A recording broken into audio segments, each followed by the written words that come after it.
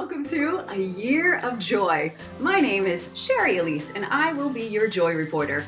Every single week, I will be introducing you to one of your Joy Superpower partners.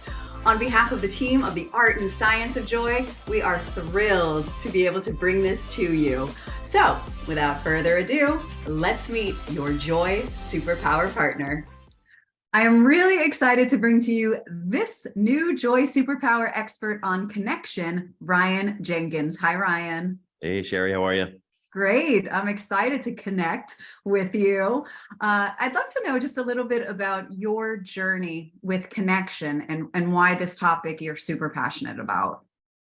Yeah, my expertise has been generational differences, and I was writing a book about Gen Z, the youngest generation entering the workforce. And in writing that book, discovered they're experiencing the most elevated levels of loneliness and disconnection we've ever seen. Like so much so that it's outpacing our elderly population. It's the first time we've had that imbalance. So alarm bells went off, and I was trying to figure out how do we cultivate more connection for this next generation who will be the fastest growing in the workforce over the next decade. And that was all pre-pandemic. So I began studying loneliness at work and connection through that lens before the pandemic. And then when the pandemic happened, I had all this relevant research that everyone was clamoring for, and that accelerated our research. And then we surveyed over 2,000 global workers and then wrote this book. So I'm thrilled to be able to digest this and give us all the insights and tips to your audience here shortly. Yeah, it's pretty amazing what is all the statistics, like you said, around loneliness, and even with the recent general surgeon report, all of that, Surgeon General. So powerful work that you're doing. Why do you think that it is so important right now for people to cultivate connection? Yeah, I mean, disconnection's been accelerating for decades and decades and decades. In fact, since 1985, the number of close relationships that Americans have maintained has decreased by 33%.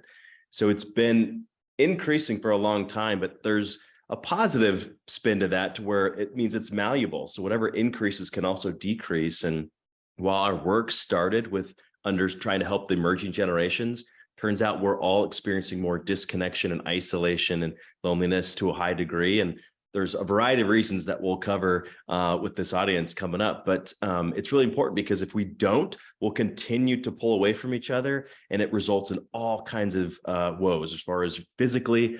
It's not good for us, but as well as it just deteriorates our communities. We're not able to perform at work. And so there's all kinds of bad things that can happen. So if we start focusing on connection, big things can happen. And the really important thing is it doesn't take much. It can be as little as 40-second interaction, one other person at work. If you have someone that you feel like you're being seen and being heard from, it doesn't take much, and it just takes pro-social behaviors, and we can move the needle in a big way. So it's exciting to talk about.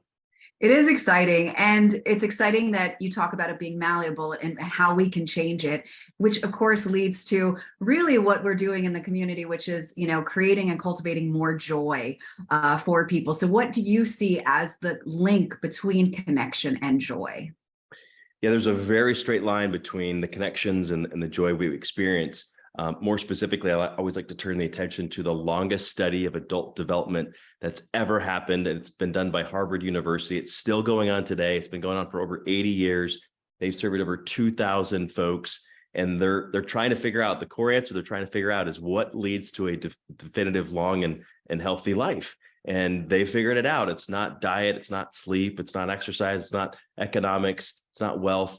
It's our connections with others is the definitive answer to a long and healthy life. So I point to that as being a big thing, but also according to the research, in fact, people who score in the top 10 percentile of happiness surveys, the top 10 percentile, so the best of the best that experience happiness, what they do more than anyone else is spend time with others. It's the one thing they do more than the other folks that are also experiencing happiness. So there's a very direct line. And I like to think of it too, it's not our most urgent need, connection with others. It's not our most urgent need, but by golly, it is our most significant need. And if we don't prioritize it, again, we're pulling apart, because the connection is not static. We're either drawing closer or we're pulling away. And what's happening today, there's so much that's forcing us apart. And again, if we're not intentional, we'll just continue to pull apart. It leads to not so good things and the opposite of joy. So that's why we got to focus on it. And there's a direct line. Again, I'm excited to share the tips and tools with this audience. Yeah, and it's so powerful. And we are so excited at the year of joy for you to pull people back together and be able to ignite more joy in our community. So thank you so much for being a part of it. And we look forward to spending the week with you. Thanks, Sherry.